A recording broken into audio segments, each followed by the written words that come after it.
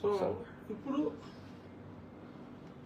సమాధానం చెప్పాల్సిన అవసరం లేకపోయినా ఏదో ఆ పేపర్ చదివే వాళ్ళు మరి గతంలో ఇక్కడ 11,000 సర్క్యులేషన్ ఉండేదట, ఇప్పుడు 1,100కి పడిపోయిందట, మళ్ళీ అక్కడ 11 అదేంటో.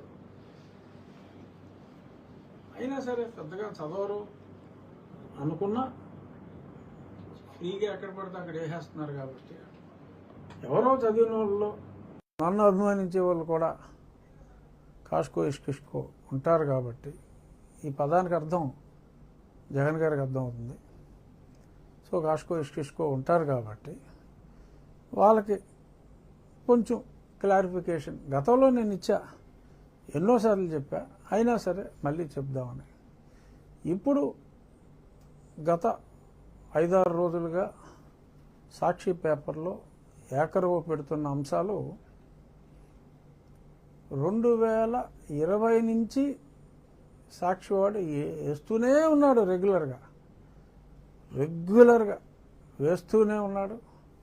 2020లో నాకు జగన్మోహన్ రెడ్డికి పూర్తిగా చెడిపోయిన తర్వాత అతను నా మీద పగా ప్రతీకారాలకి పూనుకున్న తొలి రోజుల్లో అప్పుడు అతని పార్టీలో ఇప్పుడు ఇంకో పార్టీలో ఎంపీగా ఉన్న ఒక వ్యక్తిని ప్రవేశపెట్టి అప్పుడు పంజాబ్ నేషనల్ బ్యాంక్ చైర్మన్ని ఇతను పిలిపించుకొని, సో అతనికి ఎలాగైనా సరే నా కోరిక తీర్చాలి, ఈ కంపెనీ క్లోజ్ అయింది కాబట్టి మీరు కేసు ఒకటి ఇవ్వండి,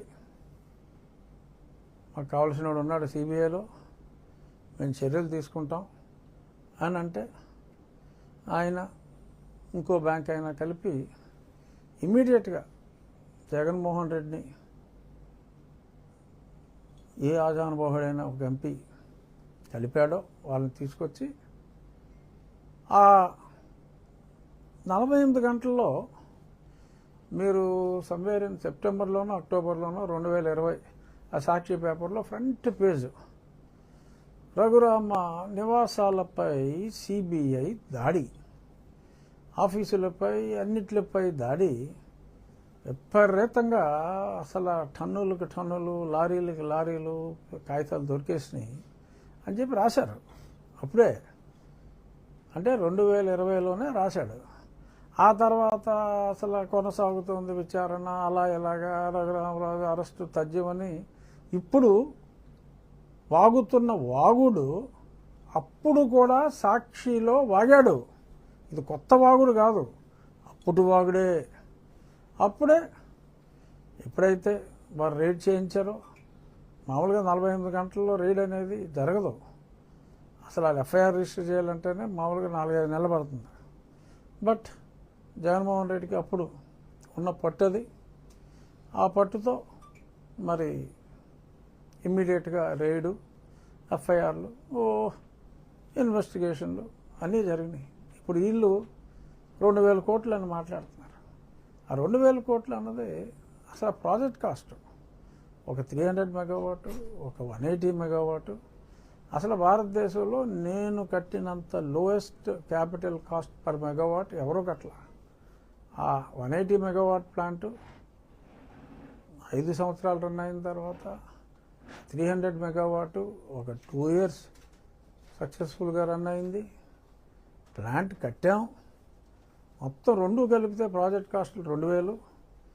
అందులో డెట్టే ఒక 500 కోట్ల నుంచి 600, ఈక్విటీ ఒక 550 కోట్ల నుంచి 600 కోట్లు ఉంటుంది.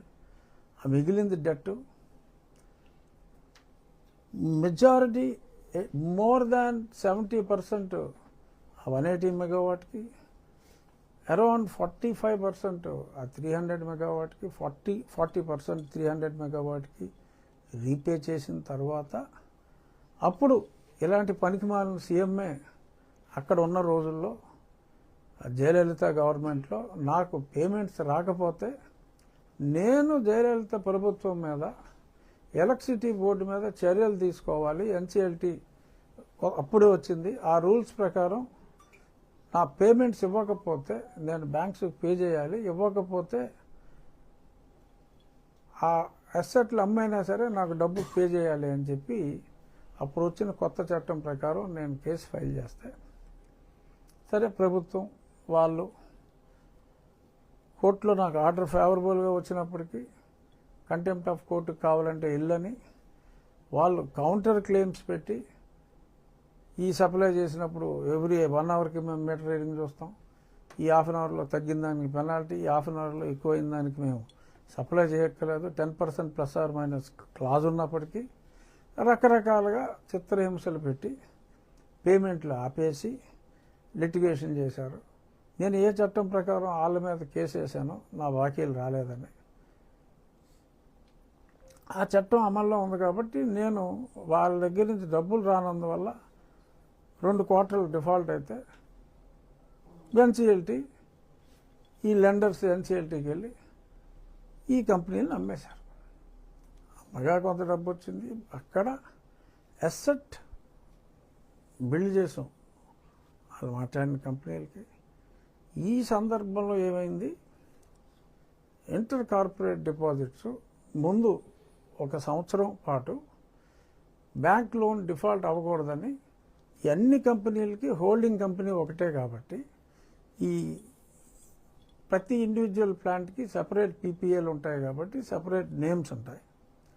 వీటికి హోల్డ్కోకి ట్రాన్స్ఫర్ చేసి ఒక కంపెనీ నుంచి ఇంకో కంపెనీకి అప్పులు ఇచ్చి అన్నీ అందులోనే చూపెట్టి ఆ ఇన్స్టాల్మెంట్ల కోసం